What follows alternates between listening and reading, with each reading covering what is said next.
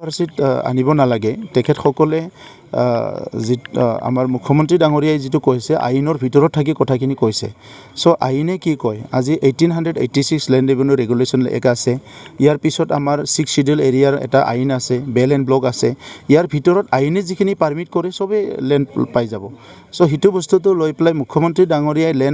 land right দিয়াৰ কাৰণে অসমৰ চাৰিসীমাৰ ভিতৰত থকা সকলো মানুহক লেণ্ড ৰাইট দিয়াৰ কাৰণে কথা ক'ব আৰু সেইটো লাগিব কিন্তু আইনটোতো ভংগ কৰি পেলাই নহয় আইনটো ৰাখিয়ে কৰিবলৈ তেখেতে চিন্তা কৰিব বা আমি চিন্তা কৰি আছোঁ আৰু আপোনালোকে হয়তো গম পাইছে না নাপাইছে মই নাজানো আমি 2.5 বছৰত 42,000 ফেমিলিক লেণ্ড প্ৰব্লেম ছল্ভ কৰি দিলোঁ অলপ নহয় মানে আগৰ চৰকাৰৰ 17 বছৰত ভিতৰত BTCৰ ভিতৰত কিনা বেচাটো কৰিব নোৱাৰে এইটো 2003 চনটোৰ পিছত আগত যিবিলাক আছে সেইসকলে ভাব 2003 চনৰ পিছত যিসকলে ইয়াত আছে তেখেতেও এইটো জানে তেখেতে এইটো নক'ব সেইটো ক'বাত মিডিয়াত ফেব্ৰিকেশ্যন হৈছে 2003 চনৰ আগৰ মানুহ ইয়াতে নোৱাৰে 2003 চনৰ পিছৰ মানুহবিলাক যোনসকলে অলৰেডি আছে বনাফাইড চিটিজেন ইহঁতে লেণ্ড ৰাইট পাব তথাপিতো ইয়াত 6 শিডিউল আৰু বেল এণ্ড ব্লক দুটা আইন আছে ইয়াৰ ভিতৰতো আমাৰ বেল এণ্ড ব্লক গঠন কৰাত যিসকলে অলৰেডি আছিলে এইটো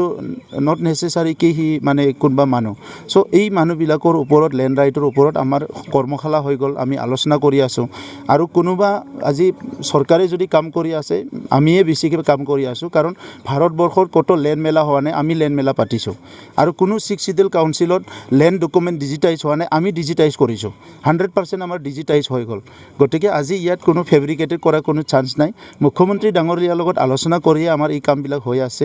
আৰু আপোনালোকে দেখিবলৈ পাব 2 বছৰৰ পিছত মেক্সিমাম মানুহ যাৰ ভূমিৰ অধিকাৰ আছে যোনে বনাফাইড চিটিজেন হয় আইনগতভাৱে যোনে পাবলৈ অধিকাৰ আছে সেই মানুহবিলাকে অহা 2 বছৰত সকলোৰে ভূমিৰ সমস্যা সমাধান হৈ যাব কাৰণে মছলপুৰ কলেজত আমি ফাউণ্ডেশ্যন ষ্টন লে কৰিছোঁ কাউন্সিলৰ আমাৰ ফাণ্ডেদি মছলপুৰ কলেজখন বহুত এটা ইম্পৰ্টেণ্ট কলেজ হয় এই অঞ্চলত হায়াৰ এডুকেশ্যনৰ কাৰণে একমাত্ৰ এইটো ইনষ্টিটিউশ্যন চ' ইয়াৰ যিখিনি প্ৰব্লেমছ আছে সেইটো আমি যোৱা বছৰৰ পৰাই আমাৰ কলেজৰ প্ৰিন্সিপাল আৰু তেখেতসকলৰ ষ্টাফৰ লগত কথা পাতি আহিছিলোঁ আৰু ইনফ্ৰাষ্ট্ৰাকচাৰ গেপটো প্ৰথমতে আমি পূৰা কৰিব বিচাৰিছোঁ